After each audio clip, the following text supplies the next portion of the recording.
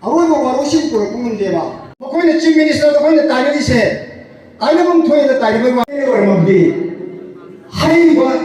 허기는 보. karmaitung ai koi mai pa ka de har punjal ho matam du kontel koi lalu en lo bi ai koi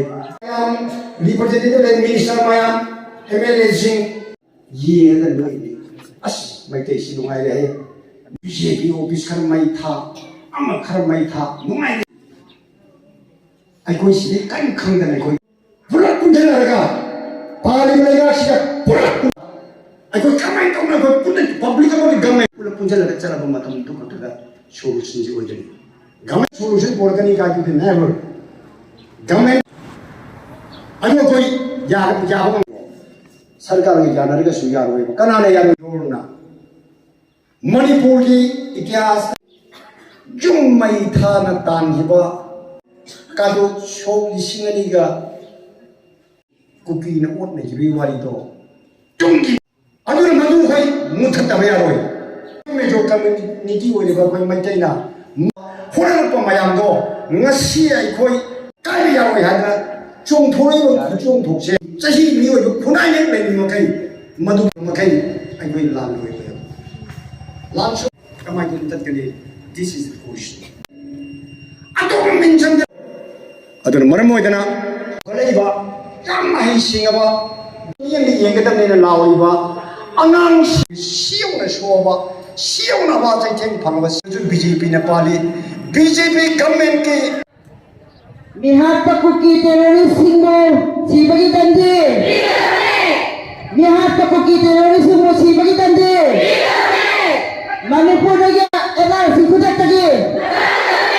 Manipur lagi NRC kudat lagi. Manipur ki satam. Manipur ki satam. Asi ireng bam apun bamaira pai bilum na phamjari ba sit in protest asi aikoi gi naujari bi Satra ani khak tamthiraba kuki mihatna kuki militant singna akan ba miwot minai kaya satharaba matungda hatokhiba asigi langla langjin adu khangnaba puthokpire hairaga ngasi athuba matamda madugi wayen bichar sathabire hairaga langla langjing adu puthokpiu haiduna koina wakat mi phamasi phamjabani aduna athuba matamda khoi langla langjin puthokpiraga mihat pasing adu farsi ki dandi piu haina koina akanba wa kaino asi haijari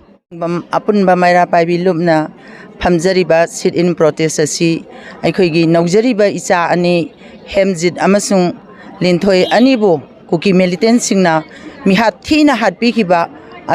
ase aikhoi gi thamoi da yamna nuai jade maramaduna india government na amadi manipur government na सरकार अनि सिन पुल्लगा अथुबा मतमदा मिहाट pushing सि पुथोकपियो अदुगा अहक पचैराक पिबियो हाइबा वाफम सिगिदमक अखोय फमजरिबनी अदुगा लोइनना अखोयना मखाताना हाइजनिंगबदि अखोय मामा ओइबिसिंगना खांग ngamaktrebagi matamase yausalakpana maram oiraga ngasi isa lising mamani अखोयसे अखोयना पुबा माइगैदा इचासिंगना चटपा माइगैदा अखोयना चनमिनरकपा तारगदि सरकार से एदि फिबम चादबा मवोंग लाकनी हाइबसे आइना media की थोंगदा थमजरी